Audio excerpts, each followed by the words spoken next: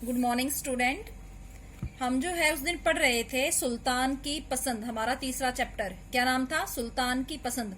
मैंने आपको बताया था कि सुल्तान शब्द जो है तुर्की का शब्द है, तुर्की उससे लिया गया है। तो सुल्तान क्या है? एक तरह से राजा। ये जो कहानी है ये कौन से देश की है? फिलीपींस देश की है। किस देश की? फिलीपींस। जो सुल्तान है उसका नाम है मालाकास। अब मालाकास जो है बूढ़े हो चले हैं और उन जो है शरीर से कमजोर हो गए हैं। अब उन्हें एक ही चिंता सता रही है, उनकी जो बेटी है मायूमी, उनके विवाह की। अब जो है बेटी के विवाह के लिए वे योग्य वर देख रहे हैं, तो उन्होंने 3 राजकुमारों को पसंद किया था अपनी बेटी के विवाह के लिए। उनके नाम क्या क्या थे? मेजिटांग, डाकिला और मारंगल। मेजिटांग, मारंगल और डाकिला, तीनों ही जो राजकुमार हैं वो जो है राजसी घराने से हैं, योद्धा हैं और जो है देखने में सुंदर और मतलब सेहत से लंबे, ऊंचे और सुंदर युवक हैं।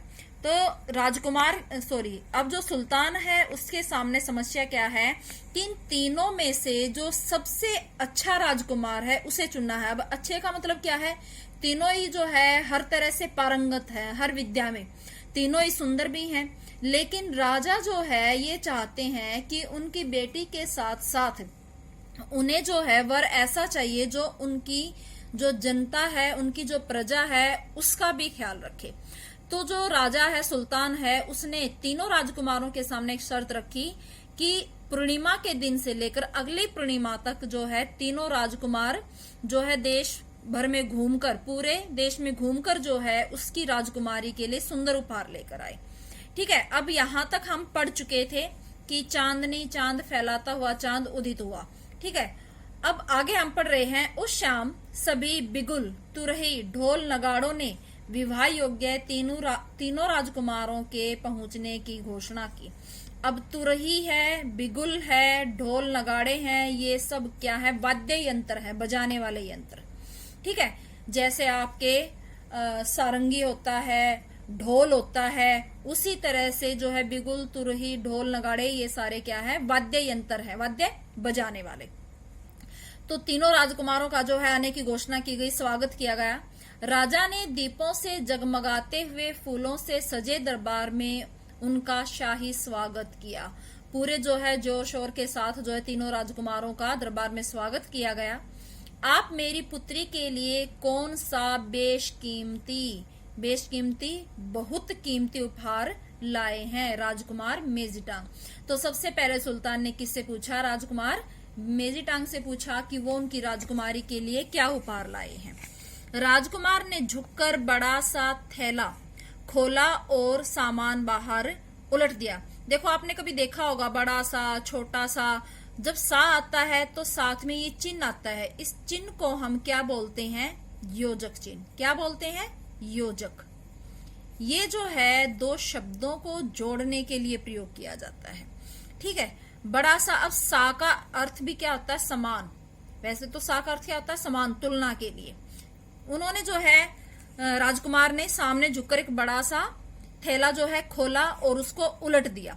सुल्तान के कदमों के पास बड़े बड़े चमकदार नगीने जो है बिखरे पड़े थे, बेशकीमती, जिनकी कीमत जो है नहीं लगाई जा सकती, ऐसे चमकदार नगीने जो है सामने पड़े थे। महाराज, ये अति दुर्लभ क्या होता है? मुश्किल, जो बहुत ही कठिनाई से मिले, जो बहुत कठिनाई से मिले उसे हम क्या बोलते हैं? दुर्लभ। नगीने हीरे, पन्ने, माणिक और नीलम है। ये सारे जो है जो रत्न हैं उन रत्नों के नाम है। हीरा है, पन्ना है, माणिक है और नीलम है। ये क्या है?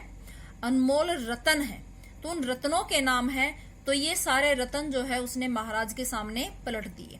इन चमकदार नगीनों से राजकुमारी के सिर के लिए खूबसूरत सा, बहुत ही खूब प्लस में सूरत, अगर हम इसको अलग करें तो खूब और प्लस में सूरत, 2 शब्द। अब खूब क्या है? इसके अंदर उपसर्ग है, आपके लिए अलग बिल्कुल नई चीज है, आपको समझ में नहीं आएगा कि मैडम उपसर्ग क्या बता रही है।